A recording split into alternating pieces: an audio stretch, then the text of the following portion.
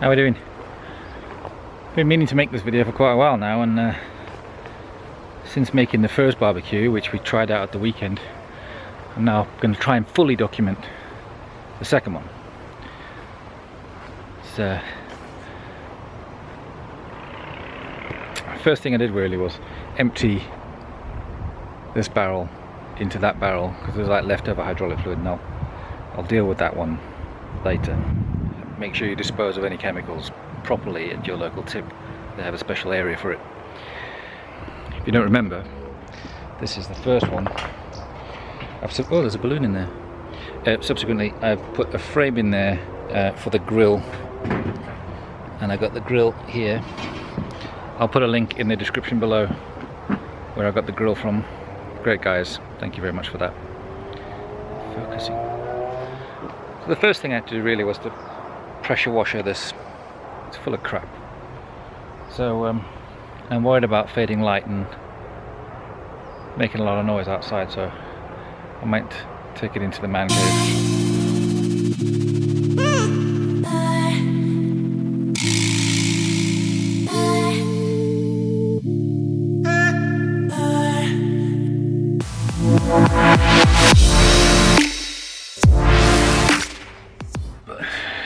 The reason why I cleaned the barrel first is because I found when I'd done the other one, I was so eager to cut the other one. When I came to spray it, it was full of crud, and it was hard to pressure wash it because of the bits I'd already cut and etc. But essentially that's where it is, and again you'll need obviously a drill, an angle grinder with a cutting disc and a grinding disc. And also subsequently I've got a rivet gun as well for riveting on the hinges because I found that the bolts weren't cutting it. You need a load of M6s, M6 bolts, and some patience really. So the first step I was going to do is mark on where I want the back cut, where the hinges are, and I've already measured off the amount that I need to measure around the circumference from the other one, because that was a complete guess last time, but it kind of worked. So what I'm looking for is this natural crease in the barrel here, the seam, and that's going to be the front where I'm going to grind against. And what I'm going to do is I've made a knot in either end of this string, the distance that I need to mark. So what I'm going to do, I get a little screwdriver, put it on where I'm going to be cutting, and fold it round the back. Make a mark where the other knot is.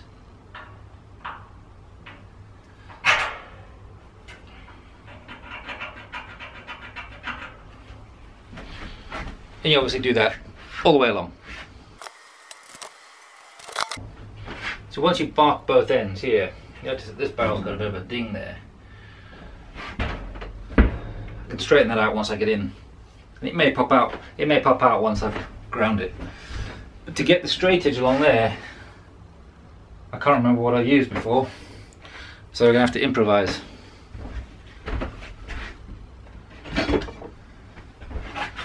We'll improvise with this handy piece of rusty, gnarly steel. Lay it across your piece, hold it on, and scribe a nice neat line. Get a close-up of that all the way along. Now if your barrel's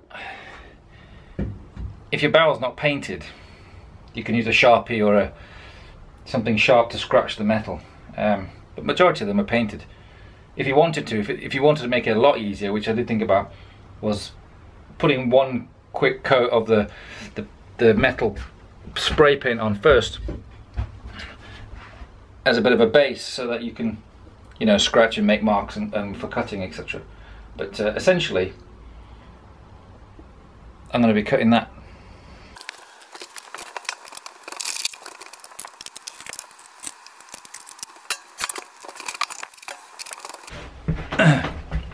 obviously, I think we should touch on safety. Good pair of gloves, some sturdy goggles, and some ear protection. Watch out where your sparks are flying. Let's make some noise.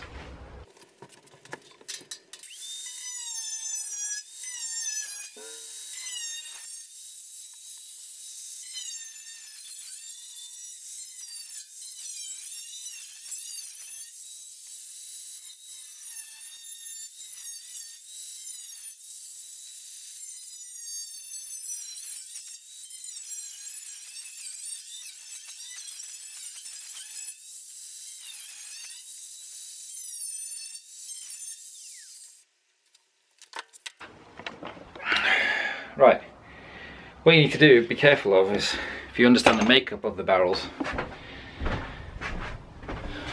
ideally you want ventilation. She stinks. Open some windows. If you look at the barrel here, on this corner where I've just chopped it here, this leaf goes underneath this. The lip comes up and over and it's wrapped in on itself. So there's a double layer there.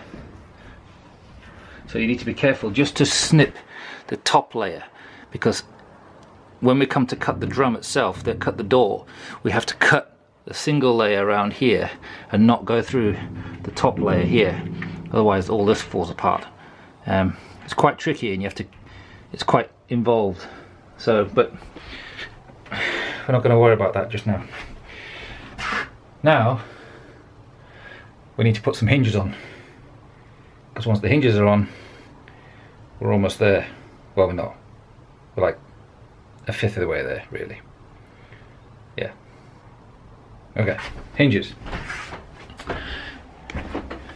Depending on what you're using, and you're like me, you're a bit of a hoarder.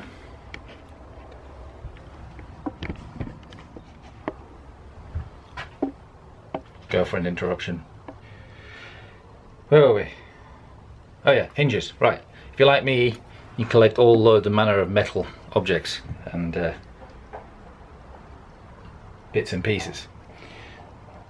I've got these hinges from, I don't know where I got them from, but I've had them for ages and I've always earmarked them for a project, and I had 4 of them and I used 2 of them on the other one with the rivet gun and it kind of worked. So I'm going to go with that.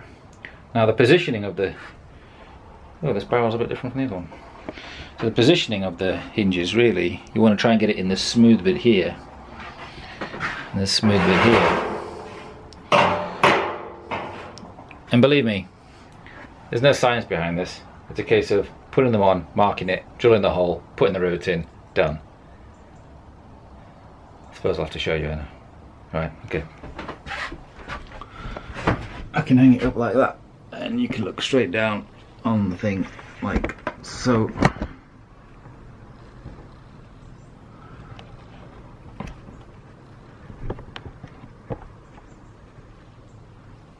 Yeah, you're not going to fall down at all. I think that'll work. So what we've got here is the cut. I know there's some ridges along here. And what I want to do is I'm going to put the hinge just on that side there like that. Line it up. Do the same with the other one, but essentially you line it up and you find something to mark it with. I was going to use a deceased Sharpie, but a center punch will do. Essentially you line it up, mark where the... my camera went off. I don't know how much I've lost of it. You check the hole size, it doesn't fit the bloody rivet, so you have to find another bit that it does fit.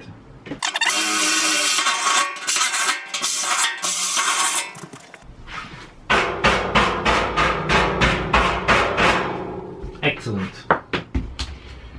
Now what you do is you line up your hinge, find your rivet gun, which you're extremely proud about because you've never owned one before and you had to have one. Pop your rivets in the hole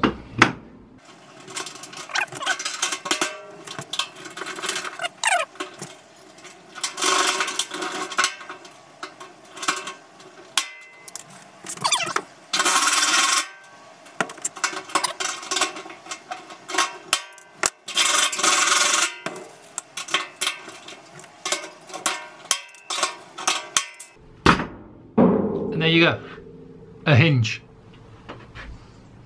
You obviously can't test it because, you know, it's still a full barrel. Right, do the other one. I have put the second one on, just there, if in time for this beautiful sunset. I haven't got the whole ding, the dent in it out properly. I've got enough out of it. Use a bit of a flat metal bar, stuck it in and try and pop it up. But once I get inside it, I can hit it with a mallet and it's all fine. So don't worry about the state of your barrels. They're all, you know, barrels come in different shapes and sizes, but you've just got to love them all. Next up really is to slice along that crease there. That's going to be the top of your barbecue. So your door's going to open like that way. So you need to get as neat a cut on that crease there as possible, because it'll ultimately be it's a thicker piece because it's two pieces welded together, and you can grind it off smooth, so it's not going to cut you when you know, or if your finger's trapped and the door shuts on you, you lose the finger. You know, you get my drift. So yeah, let's grind that. Safety first. Let's add some smoke for some drama. Drama.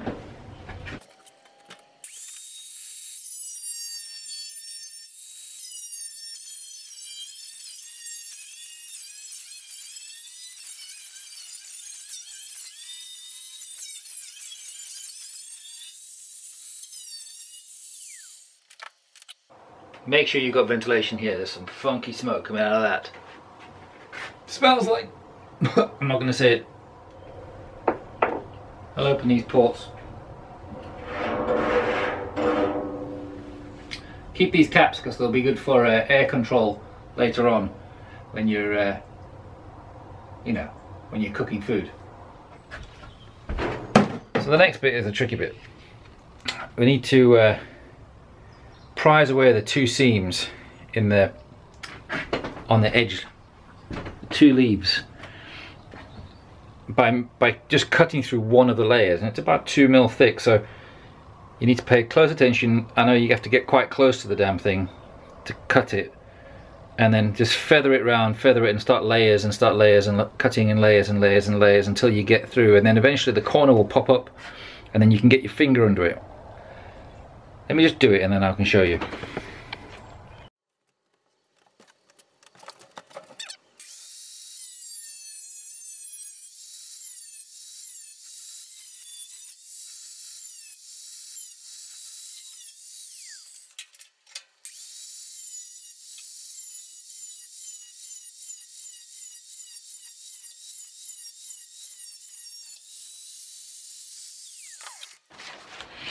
Okay, so if you see here, I'll bring you around here.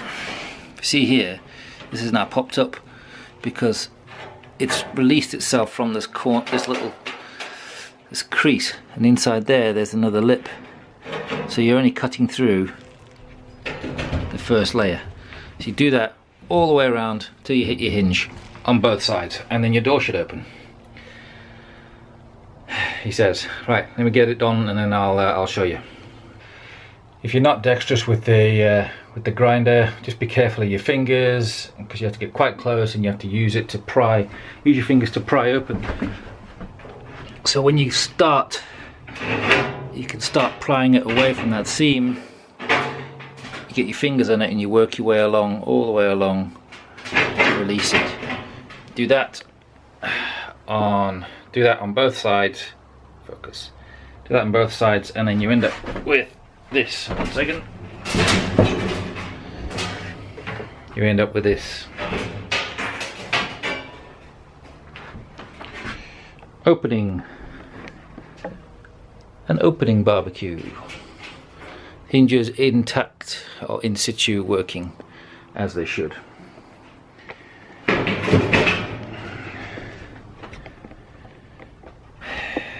Right.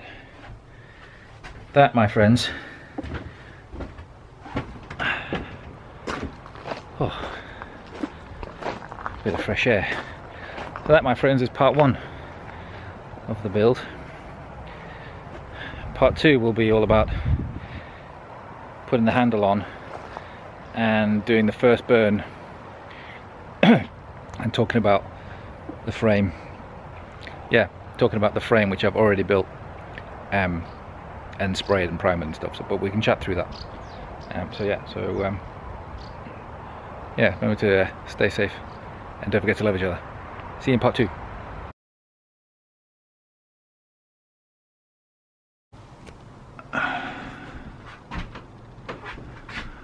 I've got some crazy digital doing that. I don't want crazy digital doing.